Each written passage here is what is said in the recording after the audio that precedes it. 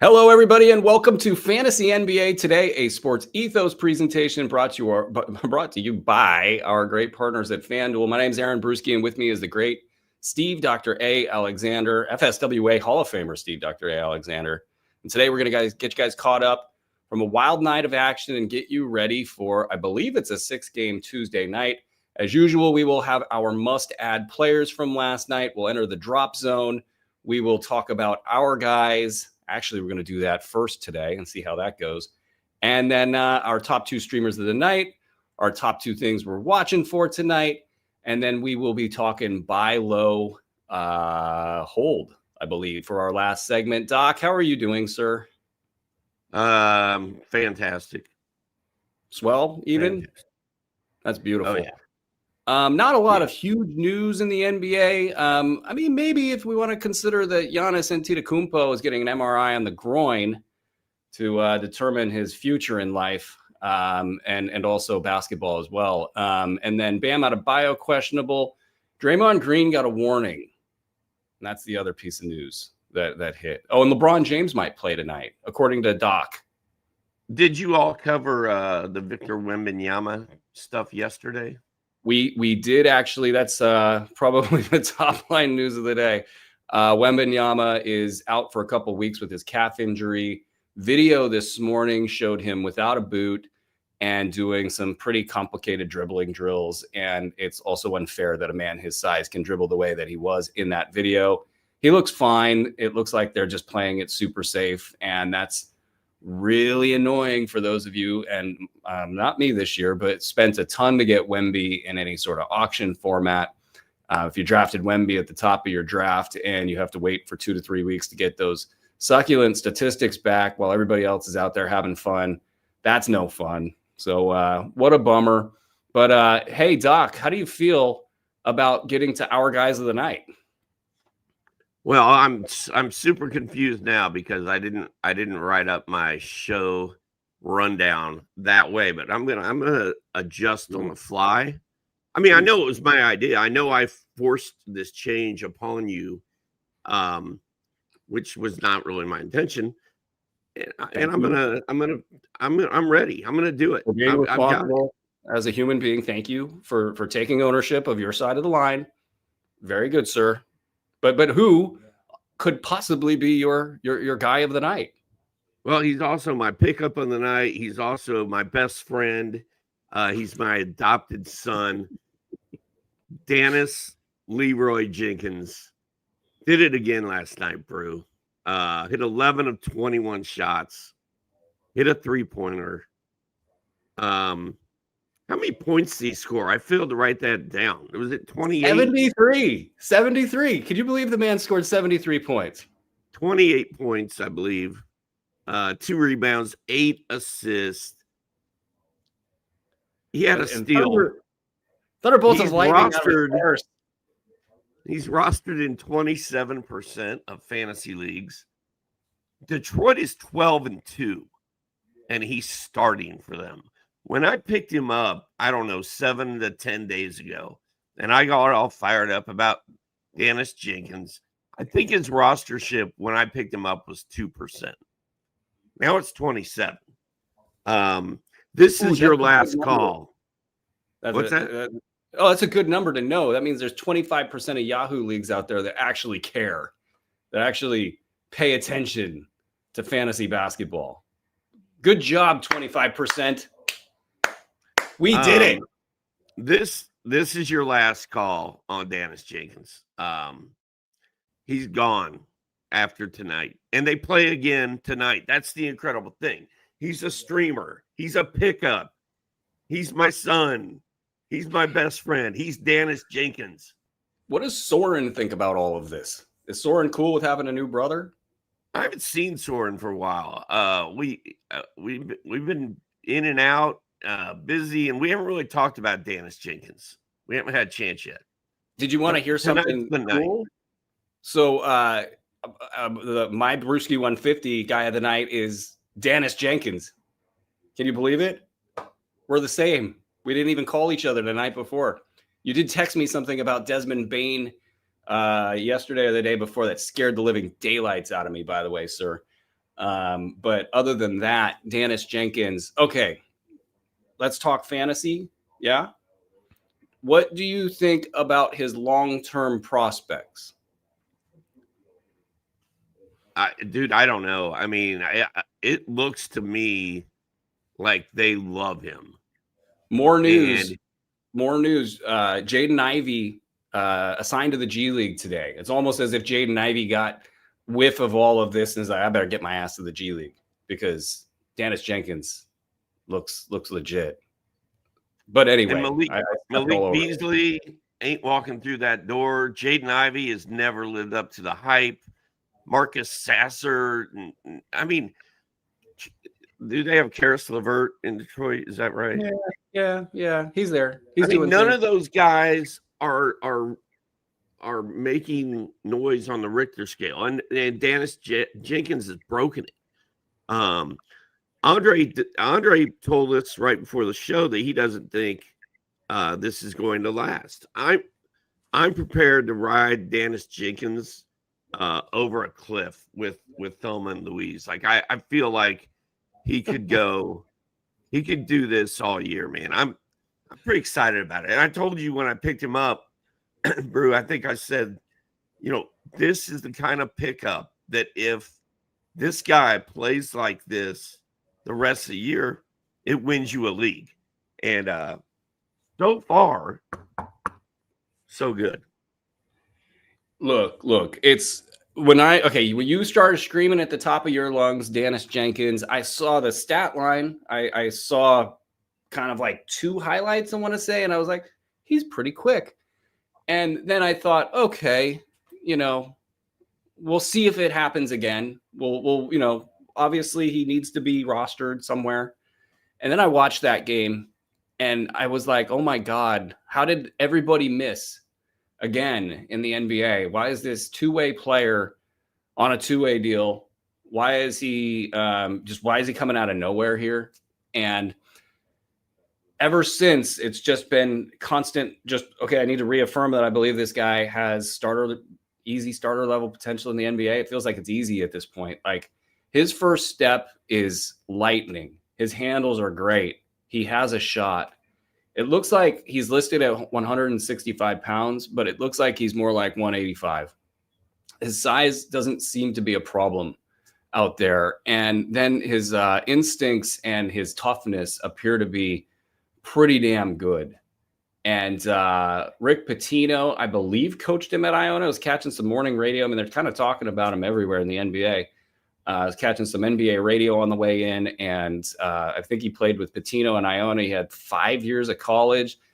He's out here at University of Pacific. I'm doing like deep dive stats on Dennis Jenkins, trying to figure out, is he a good free throw shooter? And he is.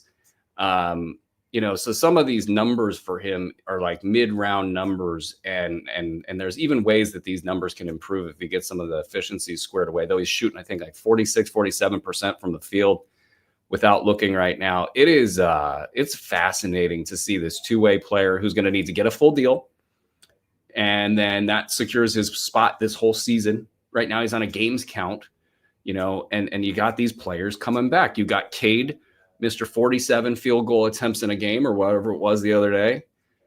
Cunningham, going to come back and possibly steal his thunder. You got Jaden Ivey possibly going to come back and steal his thunder. And then you got Dennis Jenkins out there mixing it up with the Tyrese Maxeys of the world, giving it to him, talking trash, hitting big shots. 10 points in the fourth quarter last night, I believe, was his total. What do you really think that he's just going to carve his lane? Tons of assists, dude. He's gone 12, 8, and 8.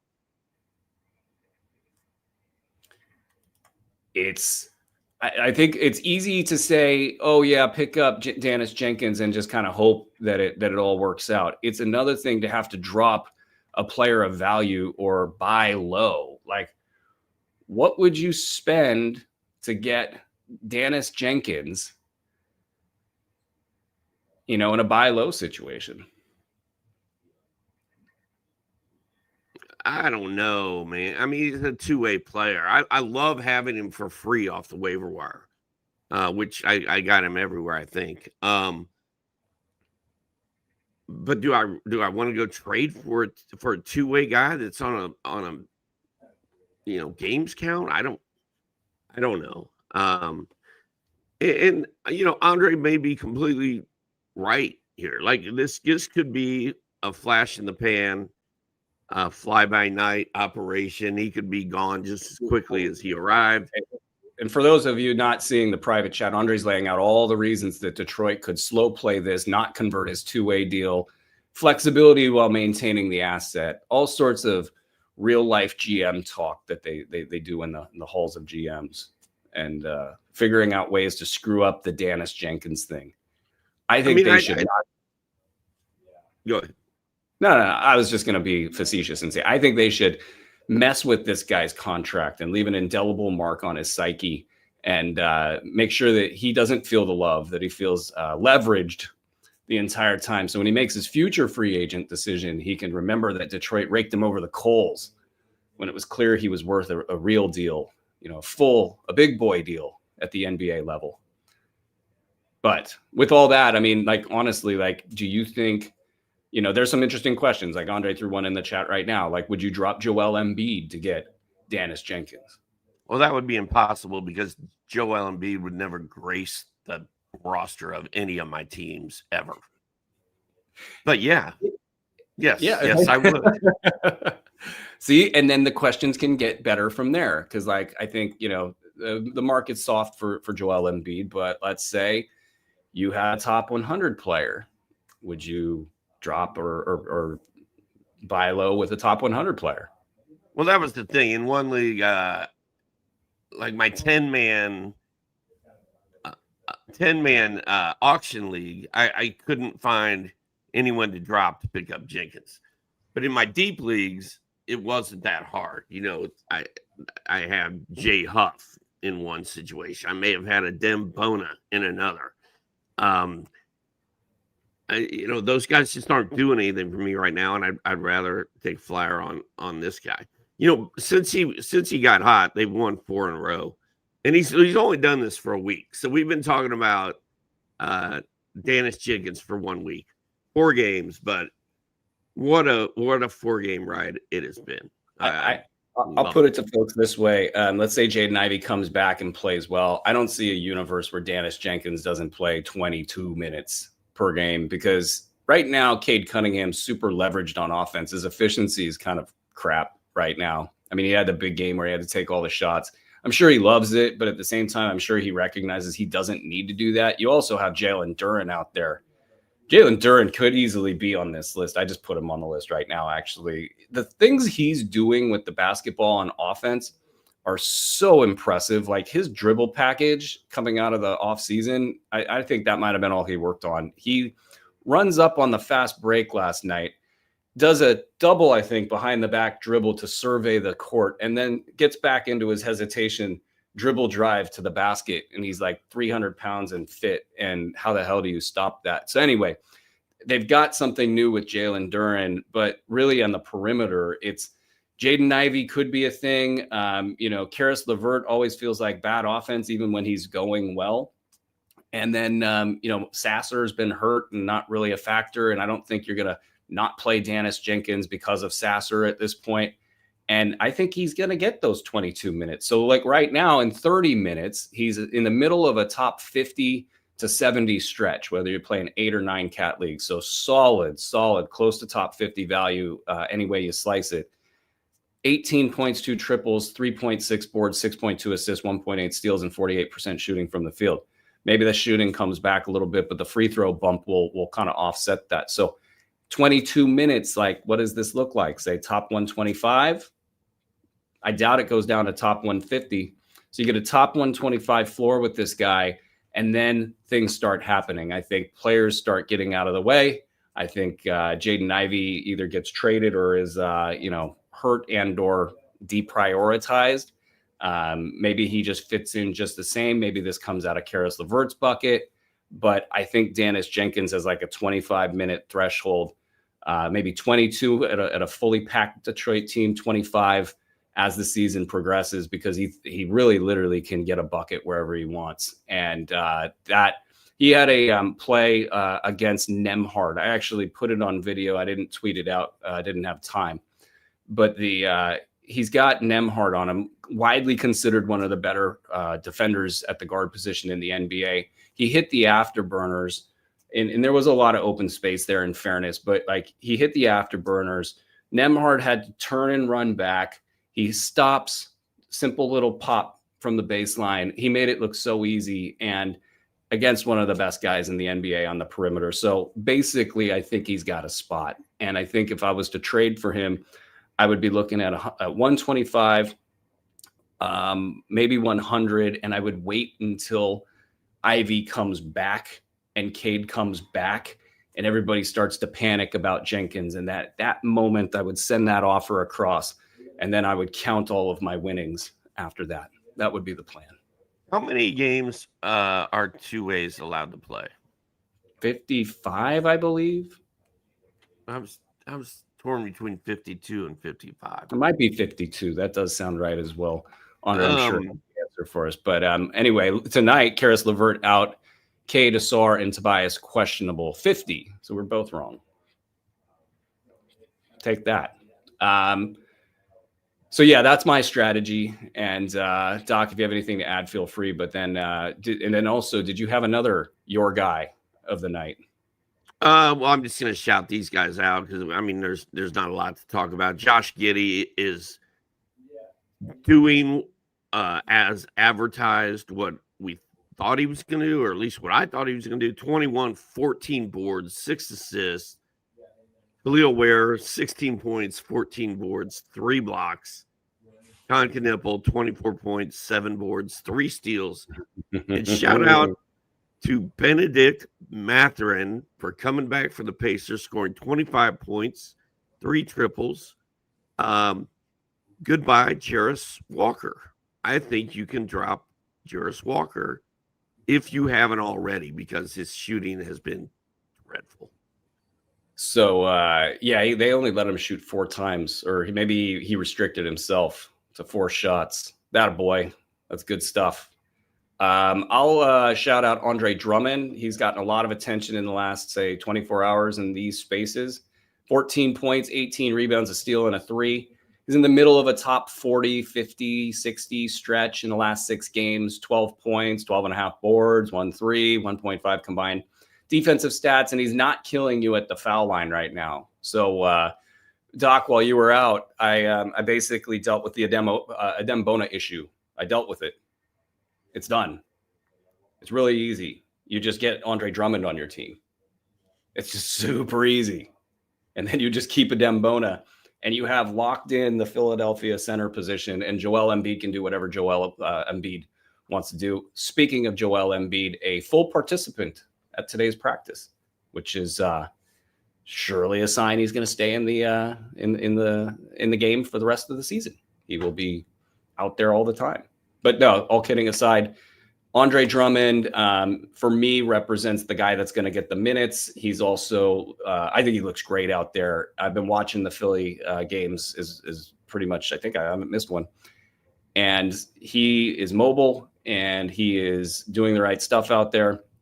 And I think they're going to enjoy having him. But he's an injury risk, and he's not accustomed to playing this many minutes. And if he was to just go down with a 6-week injury because he got too many minutes, it would not shock me at all. And that's when Adem Bona comes back in, and you can get the upside with him, because as most folks remember from last year, he was running at a top 20 level there for a little bit.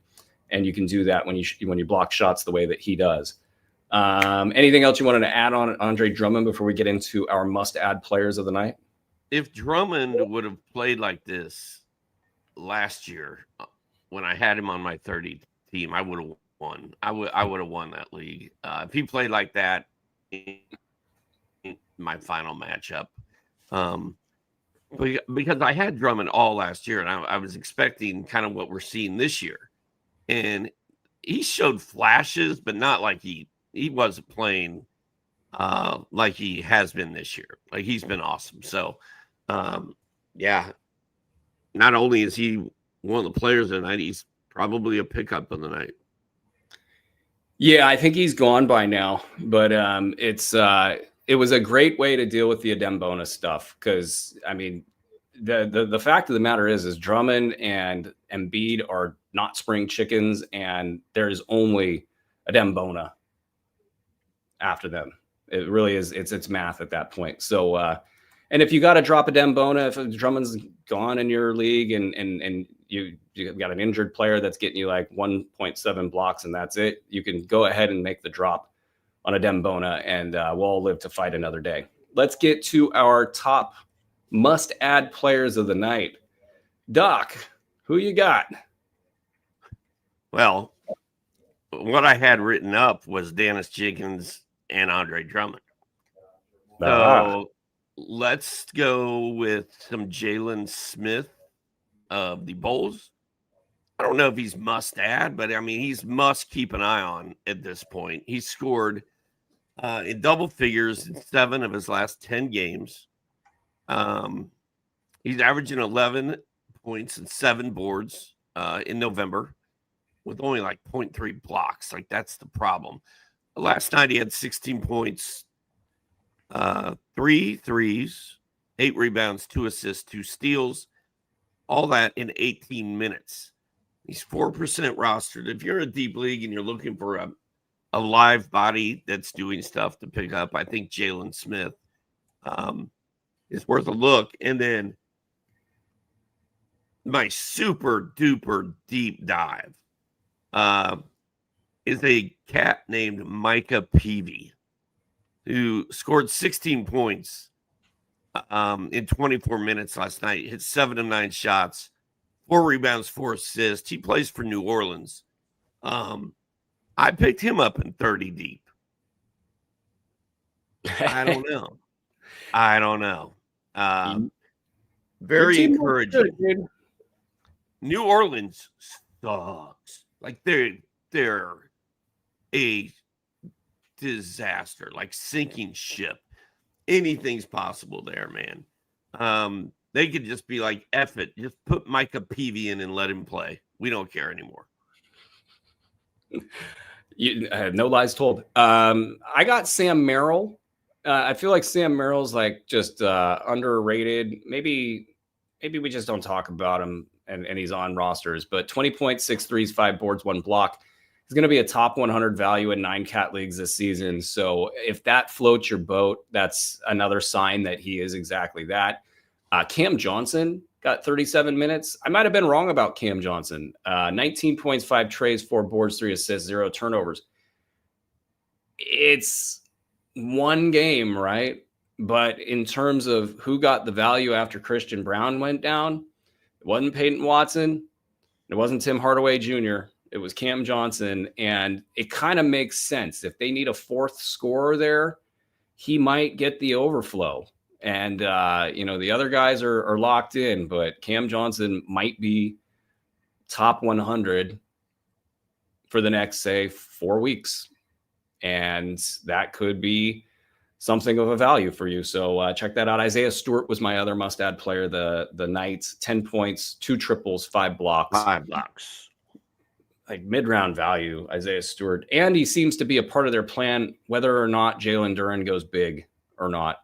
And he's just a part of the fabric of that team, and he's getting to be even more versatile than he was before. So good on Beef Stew for finally doing that. Jalen Smith call was interesting, and he left the game for a brief moment. I forget what that injury was, but he got back on the floor, so that keeps Jalen Smith in good graces. Lou Dort had 17 points and 3 triples, and he might be in the middle of a hot streak pretty soon. And Isaiah Jackson, 16 and 10 with 2 steals, 1 block. It might be his biggest line of the year, but and he's been about a 150 over the last 6 games. So it's ugly, but it's not as ugly as Jay Huff has been. So there you go. Let's hit the drop zone, Doc. Who do you have in your drop zone today?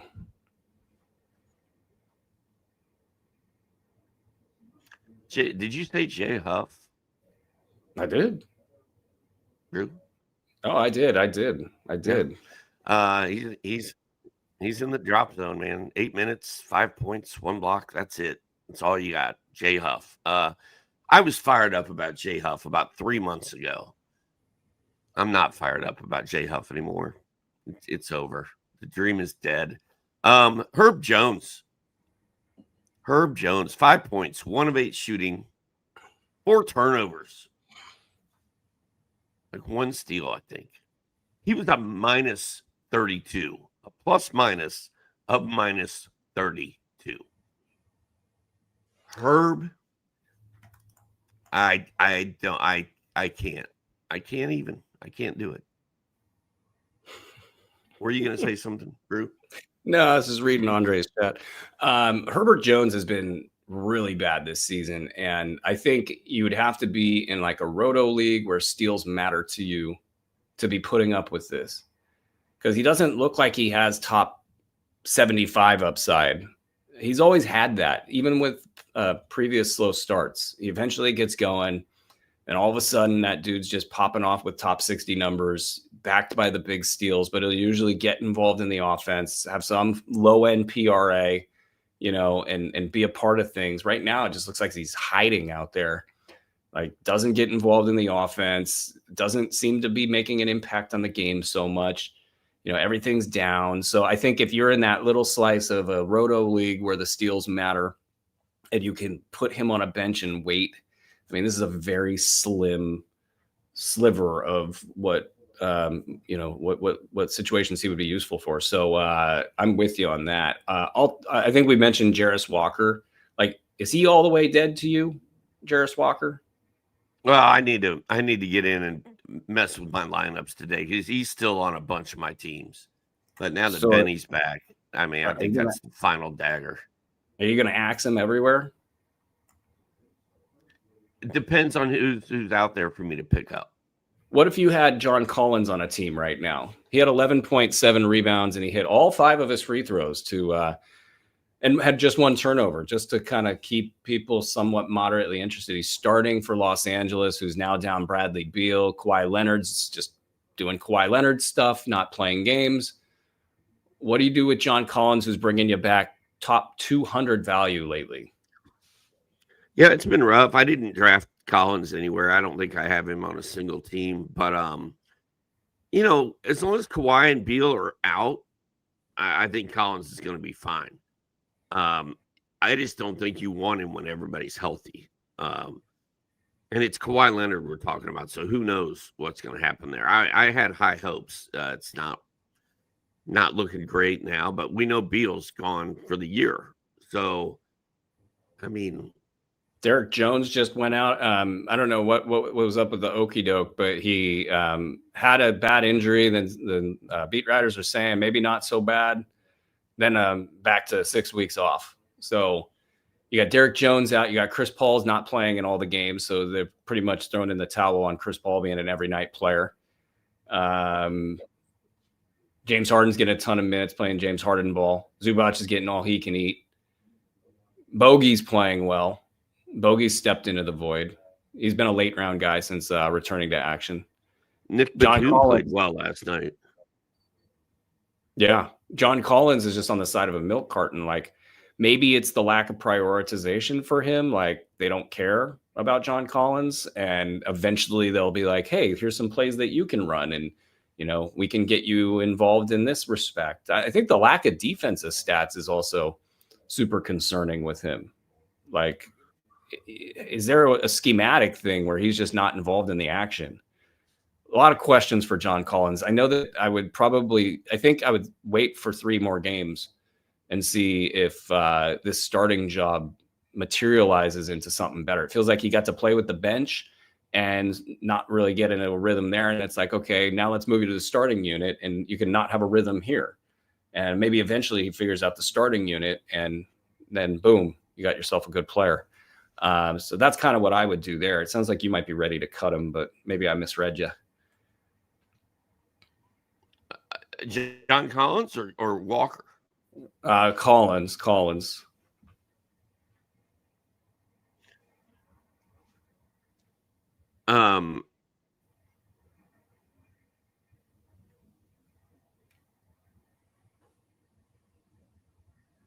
My internet's a little slow right now. It looks like Doc's just left us. So I'll finish up on the drop zone here. I got some interesting names here. I got TJ McConnell is in my drop zone.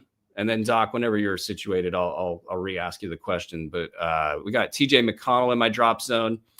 Najee Marshall and Max Christie barely hit the stat sheet in a blowout loss. And you got so much chaos in Dallas. And Najee was doing well since the shakeup, since all the various things that have happened in Dallas.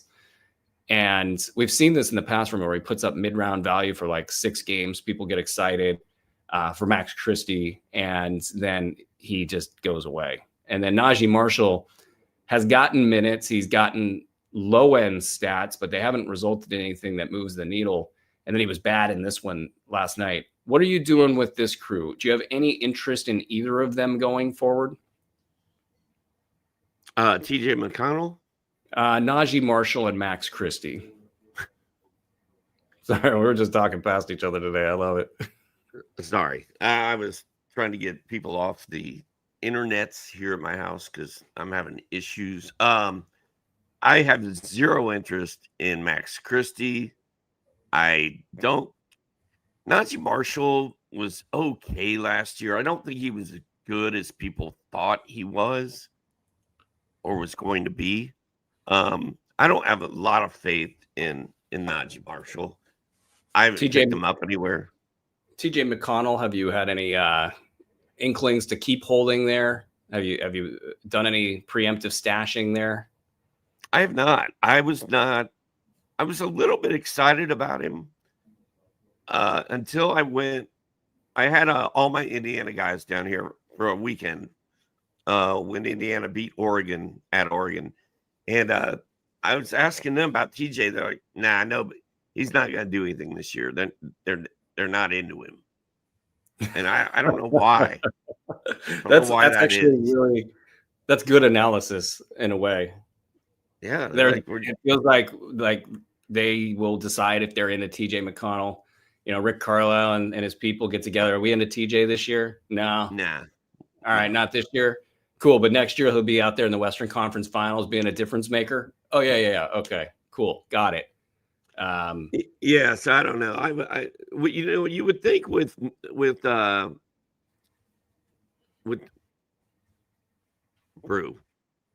TJ McConnell, Tyrese Halliburton. With Tyrese Halliburton gone for the year, it's just the eye test makes me want to think that TJ McConnell is going to step into his role and ball out. But the Pacers aren't playing that. I think TJ McConnell could do it. I like TJ McConnell. I would like to see him out there playing 30 minutes tonight and starting, but not what we're getting. This is a guy that struggled to keep big minutes for the last 5 years of his career. So, physical limitations with how hard he plays and the explosiveness of this, this hamstring injury. It's tough to bring him back right away real fast. The other thing going on with this team is I think they'll take the next 10 games, next 15 games, and kind of internally say, hey, guys, if we can go 10-5 in this block, we can go +5 and we can get back into the playoff chase, if you will, and keep taking this season seriously from that perspective. But if they can't, if for whatever reason they go 500 or they go less than 500, I think they really look at this thing and say, all right, guys, we're playing for next season for sure. And, it's all been fun and everything gets bad, even worse than it's already been in Indy. So your McConnells, your Walkers, and then as you go up the ladder, I think we'll end up starting to talk about those guys as well. But in the next 15 games, they might give it a go. And if McConnell can get healthy, maybe he shows up on the radar, but I'm not there yet. I don't think he should be held. He looks like you said, like your buddy said, it's just not for him this year. And then I got AJ Mitchell just sort of on the watch list. Nobody should drop AJ Mitchell, but we're going to get Jalen Williams back here soon. And what's that going to do to Mitchell? Does that make him a late round guy? Does it knock him all the way off the radar? I think he's good enough to handle mid-round value, even in this situation, but it's not a guarantee. So we'll have to see what that looks like. He's been a mid-round value this season. It's been great. Let's get out of the drop zone and let's get into our streamers. Can I give you one more? Oh, sure. Absolutely. That I was going to give you before my internet went wonky. You didn't talk about Alex Caruso, did you? No, I did not. He's been a disaster. He has scored in double figures one time this whole season, and that was 10 points. He got a DNP last night. He's played 2 minutes the night before that. Maybe he's hurt. I don't know. If you're still hanging on to Alex Caruso, I think the 12% of you are. That dream is dead, especially with Jalen coming back. That dream is dead. So is that segment. Let's get to our streamers of the night. Doc, do you have streamers locked and loaded? Because I got a bunch. I do. Let's hear them. Who are your top 2 streamers of the night? There's one that we don't need to talk about. His name is Leroy Jenkins. Dennis Jenkins. Just play him. Just do it.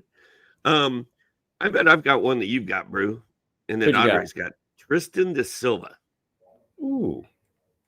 I can't go there, but I might be wrong. 13 points, 2 threes, 6 rebounds, 2 assists, 3 steals, and a block in his last game.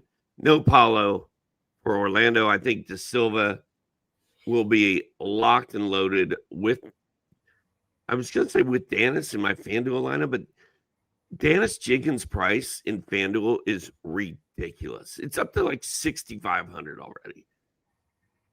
I can't afford that. So Da Silva, I think, is a great play. I can't remember the dude's first name. Is it Luke Cornett? Yep, the Unicornet. Luke Cornett. 13-11 with 3 blocks last game. No Victor Wembanyama. So I think Cornett, he's going to be a very chalky stream and pickup and daily and all that stuff. And then there are 2 names I had written down without any information whatsoever. Is Marcus Smart and Isaiah Collier. Marcus Smart and Isaiah Collier are fine streamers. However, I think I like the Phoenix crew. If any of the Phoenix crew is available, I mean, Colin Gillespie, Ryan Dunn, Royce O'Neal. Gillespie had the big game, and he should not be I'm not having him in a streamer discussion, but he's probably available out there. If he is, that's a big-time streamer. Royce O'Neal is due a bounce back, also should be rostered in all formats. And Ryan Dunn, who's probably okay to not roster. He had a good game in the last one, and he's also capable of doing it again. I'll get a little weird here. Anthony Simons.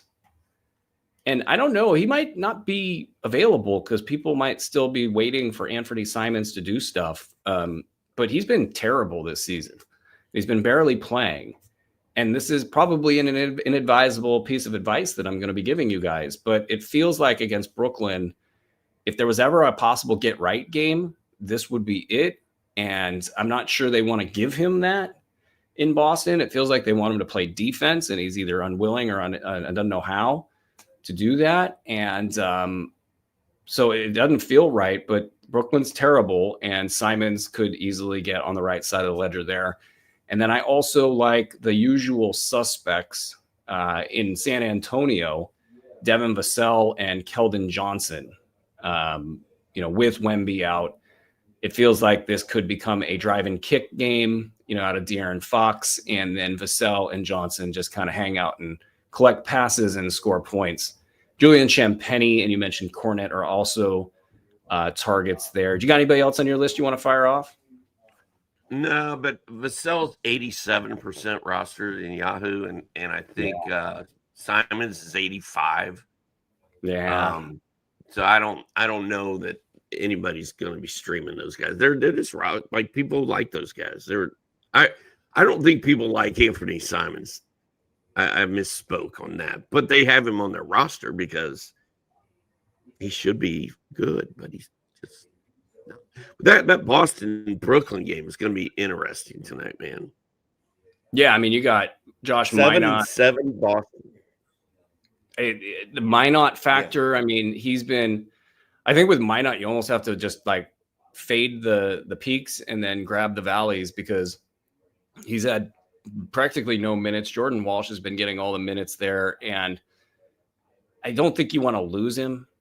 if you're Joe Mazzulla, and so might not going big in this game, especially given the opponent and especially given the fact that they should have some wiggle room to play with, here and all the things. So that should be interesting. If everybody's out for Detroit in Atlanta, you got Ron Holland, and Javonte Green was really good in this last game. And maybe this is the time where they're just going to rest those guys again and let Javonte Green go out there and do some clobbering.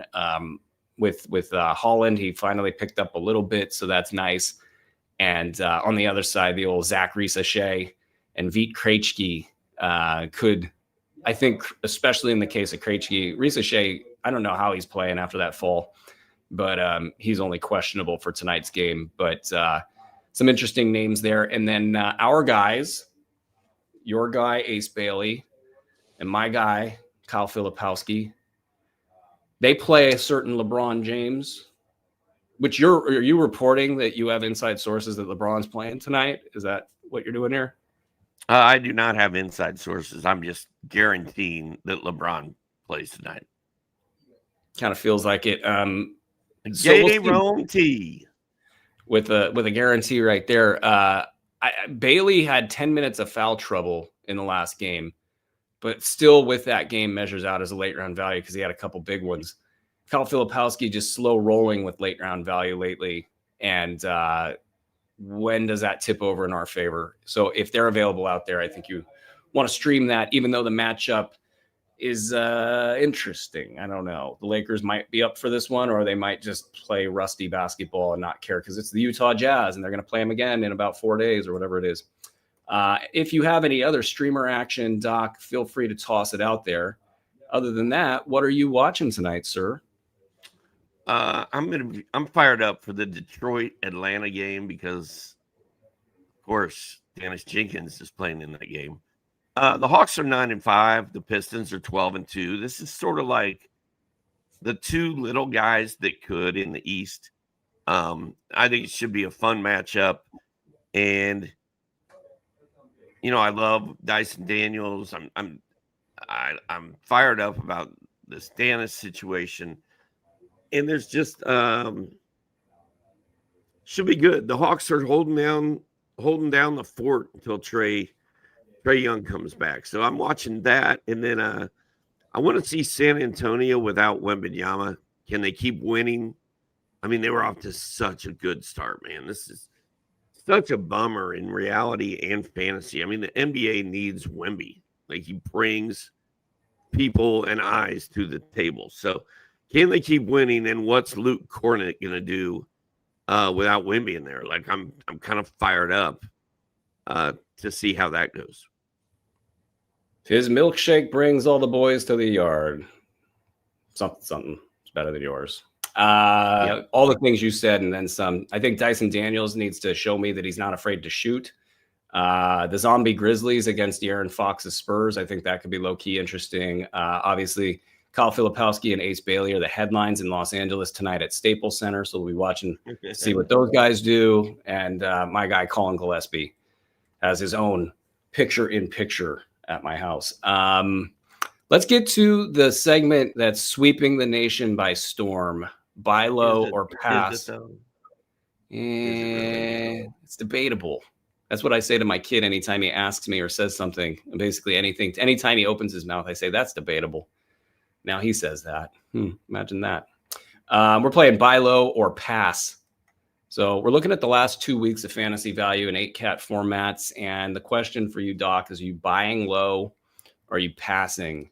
First name on the list, Nikola Vucevic, 130 over the last 2 weeks. So in a bit of a dip. You buying low? Yeah, I'm good with him. What you offering? Yes.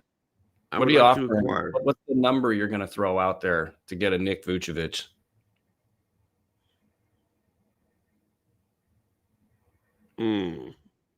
Get the crystal ball. 100. That's cheap. He's cheap bastard. I do 70, say 5 for Vucevic. Derek Lively.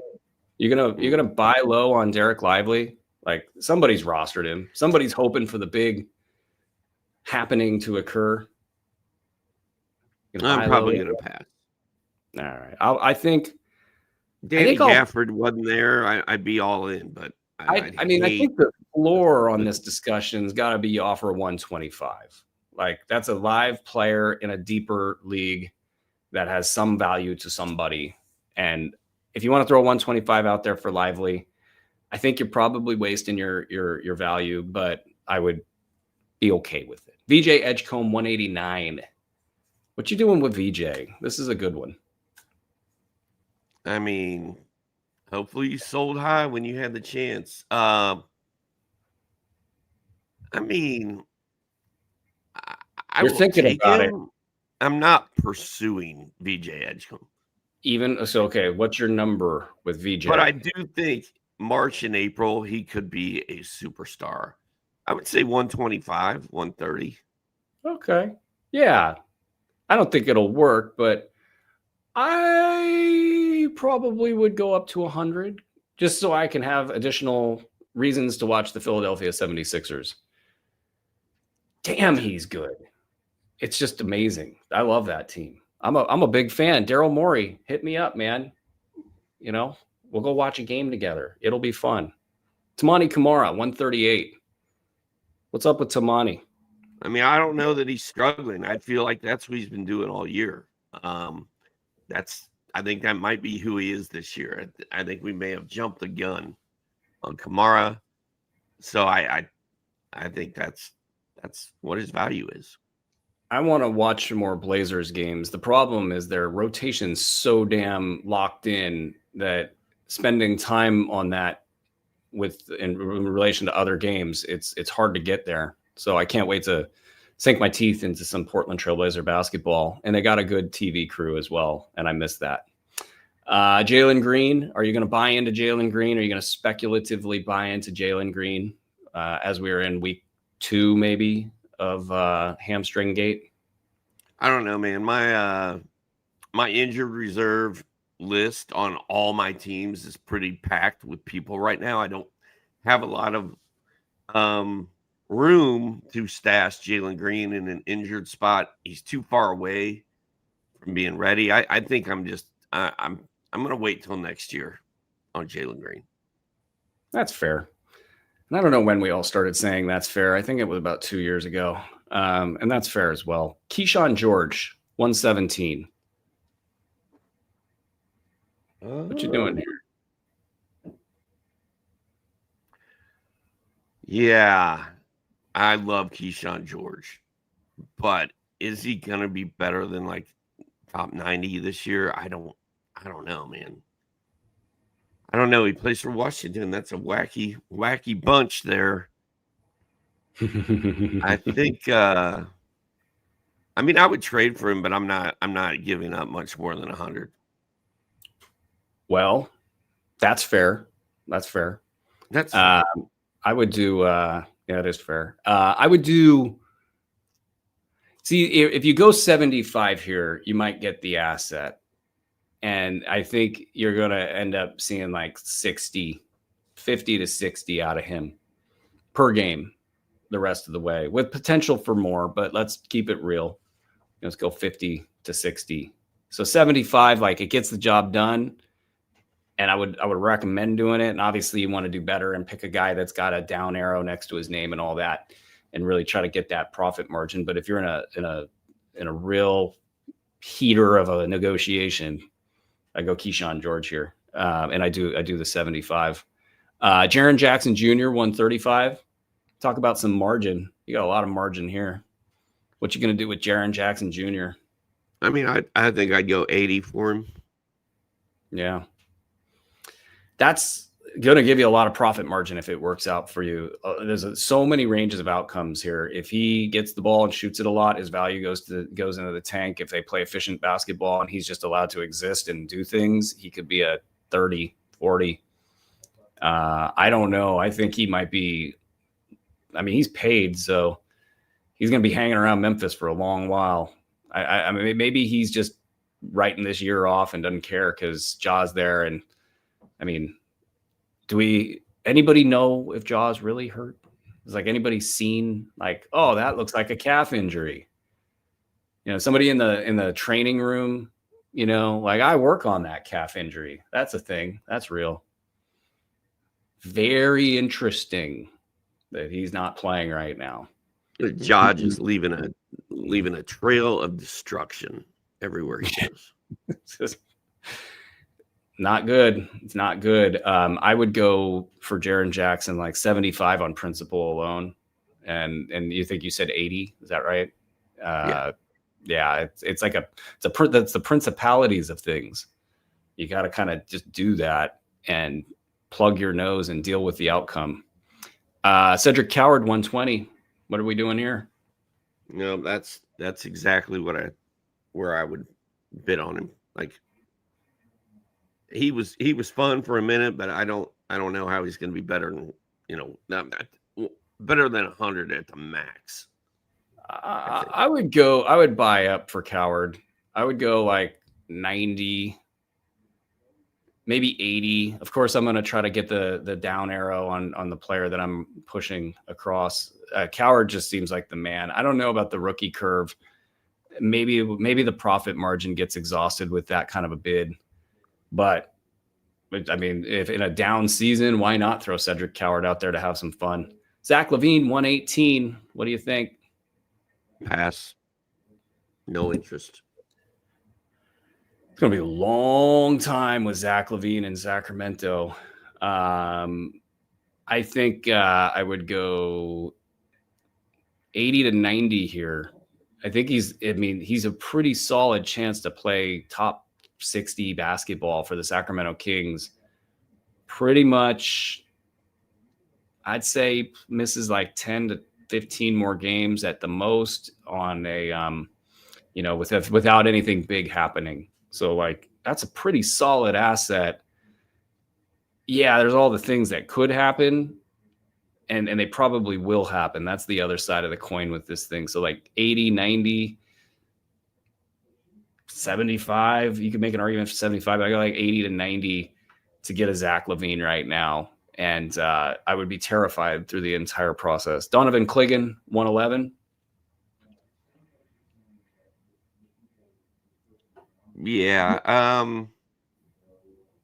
I think he's so big. He's almost too big for his own good. I'll go 90. I'm not going much higher than that. Certainly a buy low, and it's just interesting that like he started so well, and then they kind of went away from him, and maybe that's just the Shaedon Sharpe taking so many shots that there's not a lot of shots left on the board, and he's getting lost in the shuffle. I'm with you. I would probably go 80 even, and maybe even 75. And starting to get into that pristine territory. Zach Edey at 93. He returned with a pretty big game the other day. How you feeling about old Zach? I did not see that. I missed that. Sometimes the Memphis stuff flies under my radar, but Edey 90. He's 93 over the last 2 weeks. Yeah, I mean, I personally am not probably messing with him because on all my teams, I like my centers. Like I'm happy with where I am with my centers. And I don't trust Zach Edey too much. So I don't think I'd go much higher than 80 on him either. What about Paolo Banchero? Paolo Banchero is going to be out for some amount of time. We don't have a big update on him. Kind of feels like he's heading toward day-to-day, maybe. But, we would get hit with Shams bombs in last year where he and Franz Wagner, that is, not Franz. It's not Hans and Franz. It's Franz. And they would lose their arms for like 6 to 8 weeks. It's not Hans and Franz. Not Hans and Franz. That's good. I don't know what I would do for Paulo. I think I want to get him on my team. I don't want to give up too much to make I don't want to give away one of my studs to get a stud, especially if my stud is healthy and that one is not. So I think it's going to be tough to get Banchero. You almost need to try to sucker somebody with like a 2-for-1 where you're giving them 2 decent players for their 1 good injured player. Like, that's the angle I would take on that. And then the questions like, is Paolo going to get the efficiencies worked out? And, they've got the mess in the Desmond Bain situation. And I didn't even talk about Desmond Bain. He's on this list. We didn't talk about him. So I'm going to put him back on the board here. To quickly wrap on Paolo, is he going to get the efficiencies worked out? And then is he going to have issues when Desmond Bain needs to be integrated into the full team? And with Bain, he's a 94, I believe. I've got it crossed out on my sheet, so I can't see the number real clear. But that's that number's not where it feels like he's at right now. Like, it feels like he's had a bunch of big games. I've covered this in the last couple shows. Like, he's not stealing the ball at all. He's got 0.4 steals on the season. Last year he had 1.2. His percentages are down by about 5 in field goals and threes. So do we think this is happening for him? You texted me the other night about Desmond Bain, by the way, and you scared the living bejesus out of me. What was your thought process as you sent that text? Well, he got off to a really slow start that night. And I was like, what is he doing? I predicted that he was going to go ballistic once Paolo was out. And he did. He ended up having a really good game. I jumped the gun on that. On that text. But I'm not trading for Desmond Bain in hopes that he's going to suddenly be a good player when Paolo comes back, because I want Desmond Bain between now and then when he's the man, but I don't trust that Desmond Bain and Paolo are going to play well together all year. Like, it's not going like we thought it was going to go. Nah, it's not. But it's still early. I would throw a 75 out there, no questions asked. And I think you could get that right now. Like, I really think you could, especially, people you need to be educated about his overall production this season, because he's still like outside of the top 150 and the lack of the steals and the percentage, all the things are working against him. So you just educate his current GM and say, look at how bad he is, and I'll take him now from you for a top 75. The last name on this list is Domantas Sabonis at 72. It's a solid second round pick that never fails. I will pass. I don't want Sabonis on my team. All right, I'm out. Yeah, it's the rib injury is really messing with him, but it's more than that. It's everybody's looking for the exits in Sacramento, and who's going to get the ball? It feels like it's not Sabonis's team. It's not his franchise. It's all over for him in Sacramento. I would buy low with like a 50 at best right now. The bad start, it's too bad. Too bad of a start. It's bad. They needed to win more. Remember when I said the trail of destruction that Ja Morant leaves in his wake? I do recall. It reminded me of a band that I have a couple of their albums. They're called And You Will Know Us by the Trail of Dead. That's their name? Yeah. Rolls off the tongue. And You Will Know Us by the trail that we leave. Or the trail of death that we leave. And that's going to do it for today's show. You'll know it by the trail of death that we leave at the end of this show, as we read out the final thank yous. Thank you to producer Andre Lamouche. Do we have, before I do this, do we have any FanDuel odds for the night? I quickly looked and I don't see anything jumping off the board, but allow me to quickly peruse and see, do we have... You just had to take it over an hour, didn't you, Brew? You just couldn't let it, let it go. You couldn't just say, this show is brought to you by FanDuel. We love FanDuel. Well, no, because I want to bet. I want to bet on something, and I'm just not seeing a number. Oh, I saw one. I'm going to take the Utah Jazz. I'm going to take them plus the however many points that I don't know. It's 12, but I want to get the FanDuel odds. The FanDuel odds tell me that it's 12.5 points minus 106. And I think when you're bringing in LeBron James, yeah, they'll all be a little bit jacked.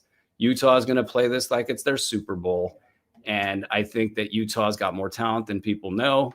And I think they're going to be rusty in Los Angeles. And I'll just take those 12.5 points while they are on the road. And Los Angeles is living high on the hog. And that will do it for our show. Doc, if you have anything to say, you're going to have to talk over me as I thank people. No? All right, then. I'm doing it. Our content team, Mike Passador, Kesson Paul, Mark Camaro, Tim Woodson, William Harris, doing it just real everywhere. You got the box score breakdown at night after the shows. Tomorrow's Doc's doing his Q&A show. So that'll be after the Fantasy NBA today at 10 a.m. Pacific time. You'll get that show right after this show. And then we've got our cheat sheet out. Make sure you're checking that out. If you're a fantasy NBA or pardon me, NBA Fantasy Pass holder, you get the cheat sheet. It is pristine and it gets you everything you need to know in a super easy fashion. Check out our blurb feed, which has brand new tools associated with it and the website in general. Check out our free app. Also, make sure you get to the website and get into our Discord where we're dropping content left and right. That's going to do it for today's show. It's Fantasy NBA Today, presented by FanDuel. We'll see you guys tomorrow.